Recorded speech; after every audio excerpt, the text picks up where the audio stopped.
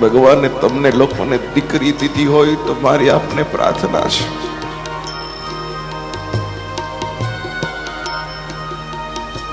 દીકરીને બહુ પ્યાર કરજો,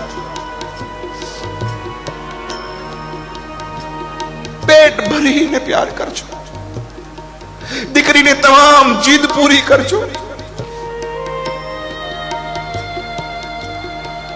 દીકરીને જેટલું દેવાય એટલું સુખ તમે તમારા પિયરની માલિકો આપજો. દીકરીના માથે હાથ ફેરવતા રહેજો. દીકરા માટે 2 વાર ઓછો હાથ ફેરવજો, પણ આ નિયાણી ઉપર 2 વાર વધારે હાથ ફેરવજો.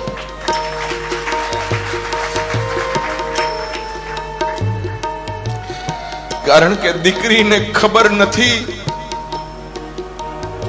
હું એટલા માટે તમને દીકરીને પ્યાર કરવાનું કહું છું, કારણ કે પુરુષ તો જન્મે તો એનું સ્મશાન નક્કી છે કે ક્યાં જન્મો છે ન્યા જ એને અગ્નિદાહ દેવા હે, પણ દીકરીઓનું તો જન્મ સ્થાન નક્કી છે, પણ દીકરીઓના તો મહાન નક્કી નથી કે એ જન્મી ક્યાં ને અગ્નિદાહ ક્યાં દેવાનો છે. દીકરીઓની જિંદગીમાં કેટલી ભલી કેટલી બોળી.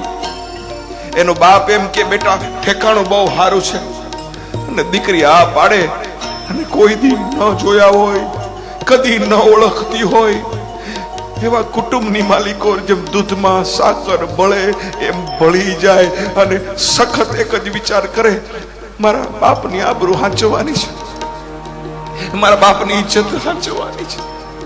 સહન કરતી જાય, સહન કરે એનું નામ દીકરી.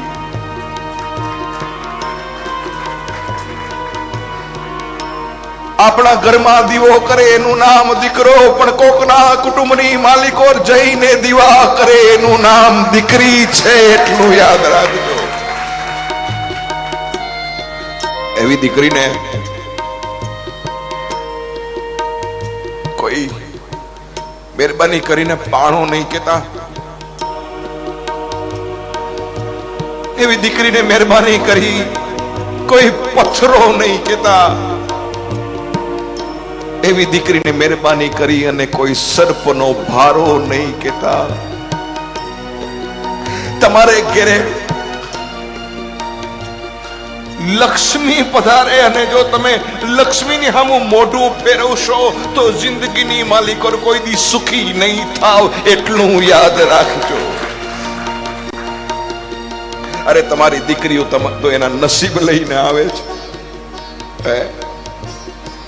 ભગવાન પેલા ખોળે મારી વહુને દીકરી દેજે. હે સાસુઓ, તમને પ્રાર્થના છે, આવી ભગવાનને પ્રાર્થના કરજો અને વહુની સામે પ્રાર્થના કરજો, બેટા તારા પેલા ખોળે તને દીકરી આવે, પછી જોજો દીકરી નહીં આવે દીકરો જ આવશે. શું કામ? જે માગો એ પરમાત્માની પાસે નથી મળતો આ દુનિયાની માલિકો, એટલું યાદ રાખજો. કોણ કહે છે દીકરી છે સાપનો ભારો? કોણ કહે છે કે દીકરી છે સાપનો ભારો? અરે અમે તો કહી છીએ કે આ બધી દીકરીઓ તો છે તુલસીનો ક્યારો. કોણ કહે છે દીકરી છે સાપનો ભારો? દીકરી તો તુલસીનો ક્યારો છે. રાવણને જો એક દીકરી હોત ને તો સીતાજીનું હરણ ન થયું હોત, અને દશરથને એક દીકરી હોત તો રામને વનવાસ ન થયો હોત. तुलसी की रामायण का चित्र कुछ अलग ही होता.